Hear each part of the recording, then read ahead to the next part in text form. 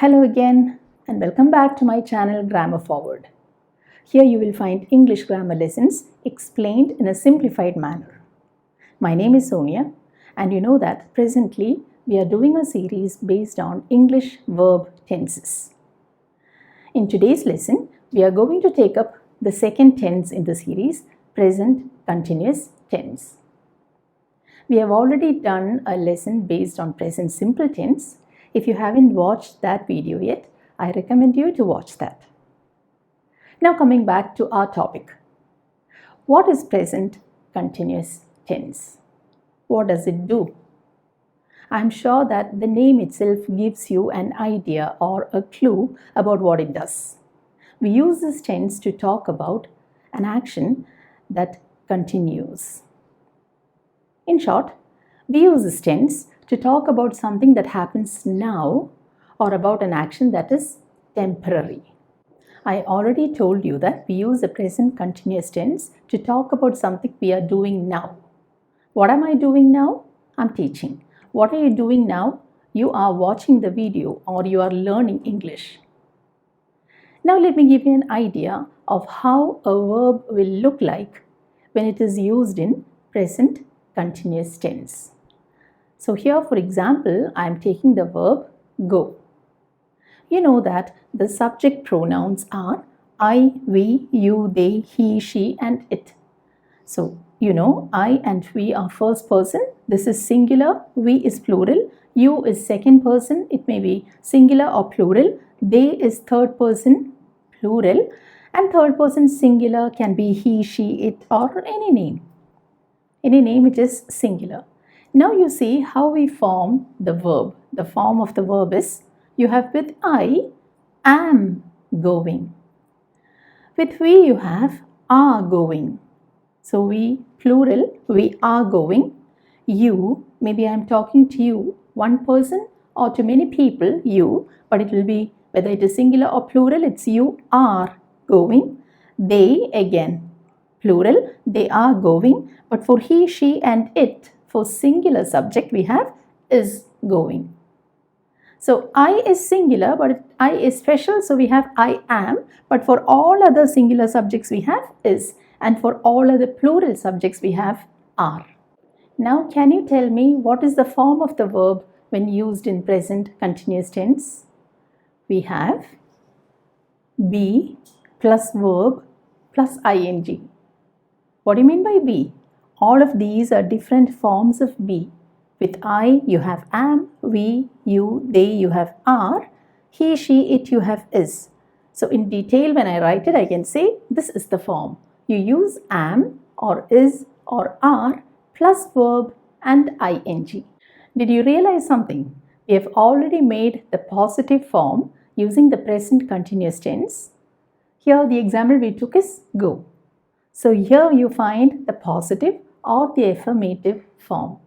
You know that affirmative is another term for positive. Both of them mean the same. So how did we do that? We used the words am, is and are with the ing form of the verb. But can you tell me what do you call these words? They are called helping verbs. I hope you remember. If you have watched my previous video, you will know what are helping verbs. So we use the help of these helping verbs or the auxiliary verbs in order to form this tense. So we are done with the positive and now we move on to the negative. How do we form the negative? It's really simple. You just have to add the word not with the helping verb in order to form the negative. So where do we add not? After am and after are and after is, we use not. So with I we have I am not going, we are not going. The same with you and they are not going. But with he, she and it we say is not going. Rachel is not going. Thus we are done with the formation of positive and negative forms using present continuous tense. Now moving on to question formation. I'm sure that you will find it just a piece of cake. We are talking about forming questions which have yes or no as the answer. How do we form the questions? Look at a positive sentence. You have I am going. Just invert this, the subject and the auxiliary verb. So you have am I going, and that is a question. So what did I do? I started with a helping verb and that was followed by the subject, and then you have the main verb. So you have am I going. The next, we are going is a sentence, the positive sentence. You have the question, are, we start with a helping verb, are, then the subject, we, and the main verb. Are we going? That's what I wrote there. The same with you and they. You are going becomes are you going? The next, are they going? But with the singular subjects he, she, and it, we have the helping verb is. So we start a question with is. Is he going? Is she going? And is it going? The next in line is the formation of WH questions. How do we form WH questions? Using WH words. You know the WH words. We have who, what, where, when, why, how, and so on. So how do I form the WH question? I just add the WH word in front of the yes or no question, and there you are, you got a question. So the first one, I am going. The yes or no question was am I going? And in order to form a WH question, I added a WH word, where am I going? The same pattern is continued with the next one. They are going. The question, the yes or no question was are they going? I added another WH word there, how are they going? And the last example I gave is he is going. The WH question is when is he going? The yes or no question was is he going? I just added when in front of the yes or no question. Now let's focus on another question. When to use present continuous tense. You already learned how to use it. You know how to form present continuous tense. But when do we use this tense? Most importantly, we use the present continuous tense to talk about things that are happening exactly now. So I may ask you the question, what are you doing now? You are watching this video now, probably. What am I doing now? I'm teaching grammar now. What is she doing now? She is eating her lunch now.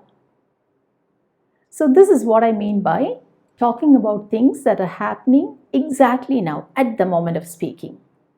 But we also use this tense to talk about things that are happening around now, not exactly around now. What do I mean by that?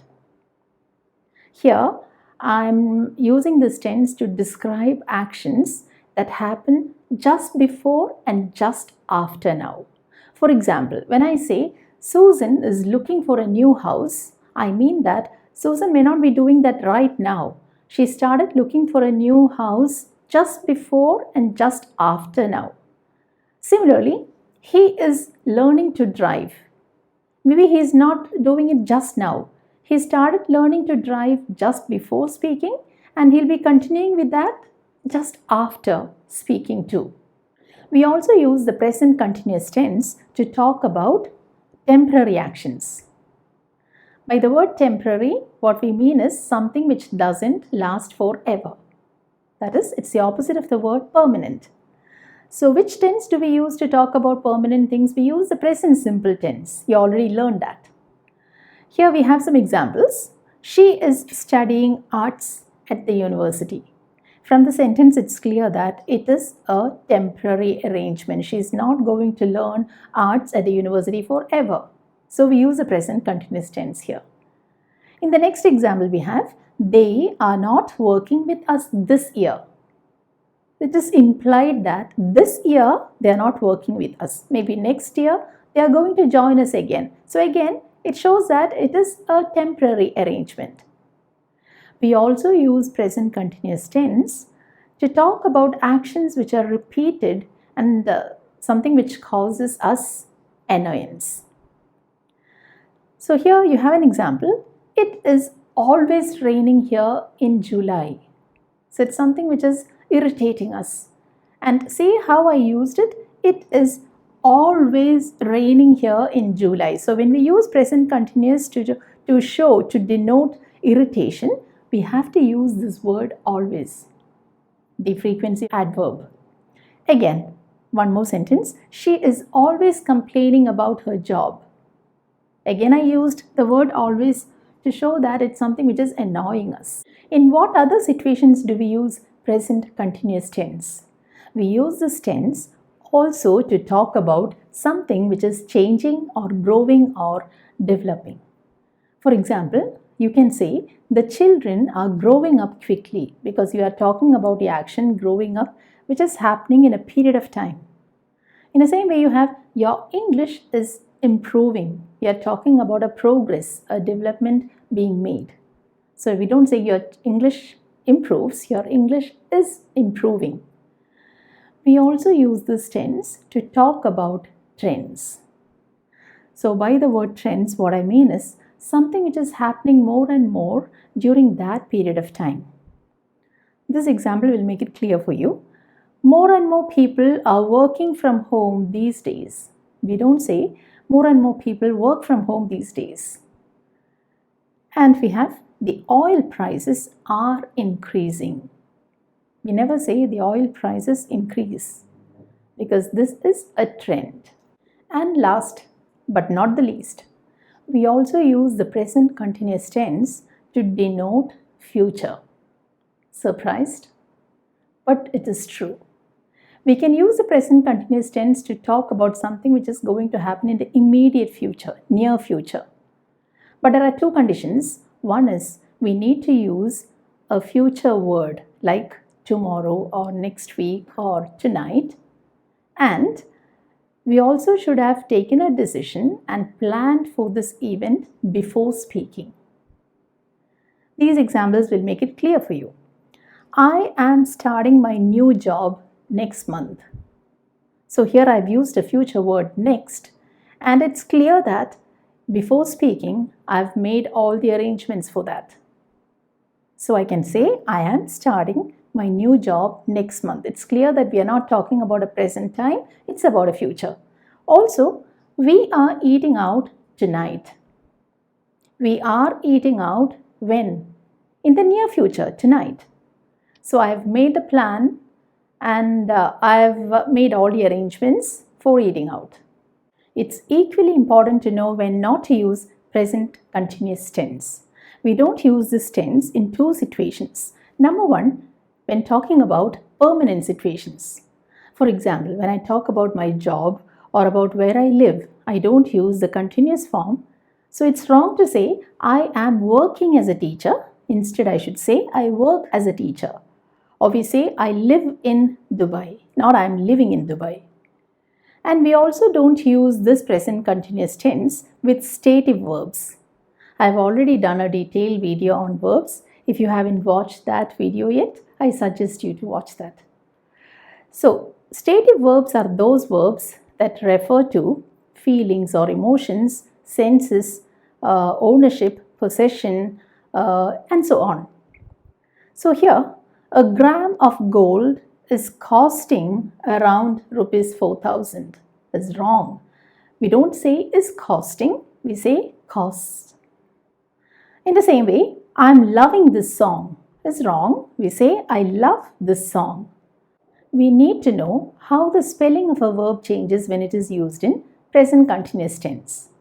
The basic rule is very simple. You just have to add ing to the base form of the verb. So here you have the example, work becomes working. So you just added ing. No other changes are made there. Help becomes helping. Eat becomes eating. Just add ing. And if the verb ends in a consonant followed by a vowel followed by another consonant, the rule is different. You will have to double the last letter. What do I mean by that? Let's take this word as an example, stop. Look at the last three letters. T is a consonant, O is a vowel, and P is another consonant. You know that in English, we have 5 vowels which are A, E, I, O and U.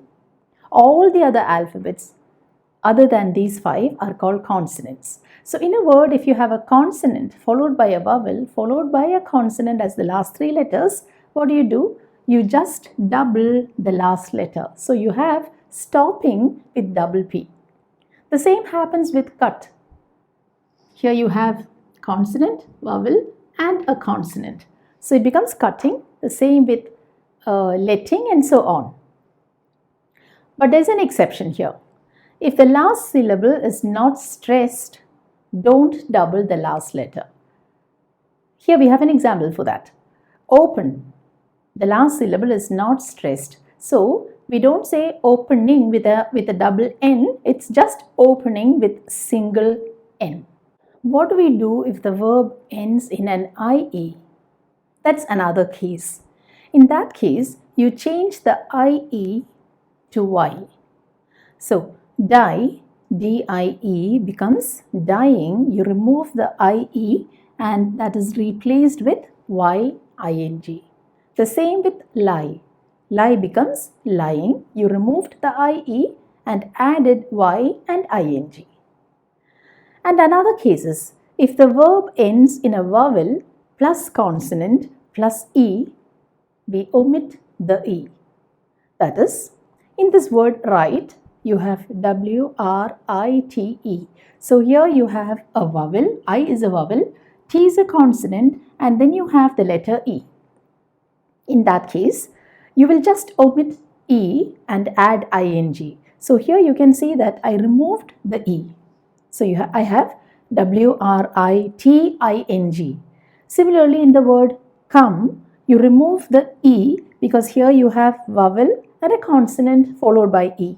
So I removed it and added ing.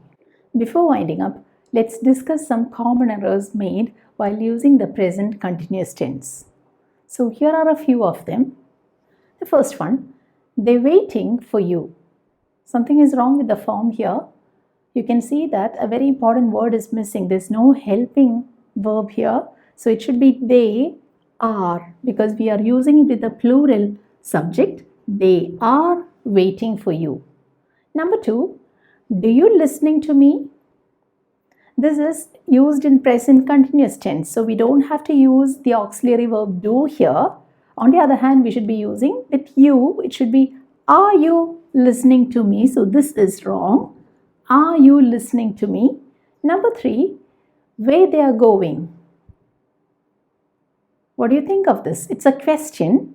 So it shouldn't be in this order. We should have where are they going? So now it's right. Where are they going? Because first comes the question word, then you have the helping verb, then the subject and the verb in ing. She doesn't sleeping now. Again, this is in present continuous tense. You have the word now and you have ing. But do we have to use does? Or should we use the other helping verb which is? She isn't sleeping now. So it should be she is not sleeping now or she isn't sleeping now. They are living in Delhi. We are talking about a permanent action. They live in Delhi is enough. So we don't use the present continuous form. On the other hand, we should use the present simple. They live in Delhi. I am believing you. I am believing you. What do you think of this verb believe? It's a state verb or a stative verb. So we don't use the ing form with state verbs. So again, it should be I believe you. You are visiting them tomorrow?